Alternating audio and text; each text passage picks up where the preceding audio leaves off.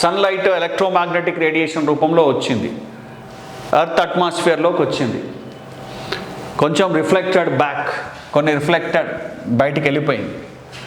కొంత సన్లైట్ని ఏవి అబ్జర్వ్ చేశాయి?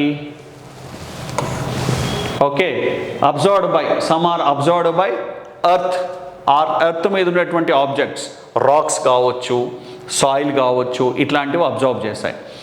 ఏదైనా ఒక పదార్థము కాంతిని గ్రహించుకుంటే అది వేడెక్కుతుంది. లైట్ ఎనర్జీ హీట్ ఎనర్జీగా మారిపోయి అది చివరికి ఆ వేడిని బయటకు రిలీజ్ చేస్తూ ఉంటుంది. ఎండాకాలం అంతే జరుగుతుందండి. సో ఎండాకాలం ఏం అవుతుంది, రూఫ్ అంతా హీట్ అవుతుంది, డే మొత్తం, నైట్ అంతా రిలీజ్ చేస్తుంది. కాబట్టి మనకు రూమ్లో చాలా వేడి అవుతుంది. ఓకే, సో ఇది అయిపోయిన తర్వాత ఈ ప్రోగ్రామ్ అంటే ఈ ఫినామినాని, ఈ మెకానిజంని ఎండలో ఉన్న కారుతో పోలుద్దాం, అప్పుడు మీకు బాగా అర్థమవుతుంది. సో ఇక్కడ ఏమైంది, కొంత భూమి మీద ఉండేటువంటి వస్తువులు ఏదైనా సరే అబ్జర్వ్ చేసి హీట్ని రిలీజ్ చేస్తాయి. సో అప్పుడు ఏమవుతుందంటే షార్ట్ వేవ్ లెంత్ కాస్త లాంగ్ వేవ్ లెంత్ రేడియేషన్గా మారిపోతుంది. ముందు షార్ట్ వేవ్ లెంత్ హీట్ వస్తుంది, అది తర్వాత లాంగ్ వేవ్ లెంత్ అంటే ఇంకా పవర్ఫుల్ రేడియేషన్ కెపాసిటీ పెరుగుతుంది. సో ఈ రేడియేషన్ ఎట్లా వస్తుంది అంటే ఇన్ఫ్రారెడ్ రేడియేషన్ రూపంలో వస్తుందండి ఈ హీట్. ఓకే, సో ఇలా వస్తువుల నుంచి విడుదలైనటువంటి హీట్ని ఏది గ్రహించుకుంటాయి? గ్రీన్ హౌస్ వాయువులు గ్రహించుకుంటాయి.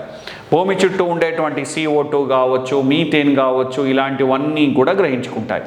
లేదా గ్రీన్ హౌస్ లోపల ఉండేటటువంటి గ్రీన్ హౌస్ వాయువులు గ్రహించుకుంటాయి.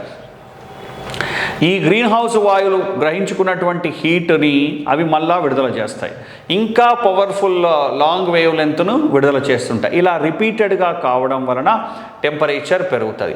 అయితే ఈ విధంగా వచ్చినటువంటి హీట్ భూమిని దాటి ఎక్కడికి వెళ్ళిపోవాలంటే యూనివర్స్లోకి వెళ్ళిపోవాలి.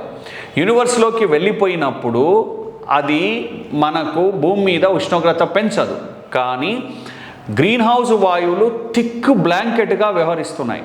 గ్రీన్ హౌస్ వాయువులు ఈ వేడిని బయటకు పోకుండా అడ్డుకుంటున్నాయి. ఎలా అంటే గ్లాస్ ప్యానల్ లాగా. ఏ విధంగానైతే గ్రీన్ హౌస్లో గ్లాస్ ప్యానల్ వల్ల హీటు బయటికి పోకుండా ఉండడం వలన గ్రీన్ హౌస్ లోపల టెంపరేచర్ పెరుగుతుందో, అలానే భూమి చుట్టూ గ్రీన్ హౌస్ వాయువులు దట్టంగా దుప్పటిలాగా ఉండడం వలన భూమి మీద ఉపరితలం నుంచి విడుదలైనటువంటి హీట్ బయటికి పోలేక భూమి ఉపరితలం లోపలనే ట్రాప్ అయిపోతుంది.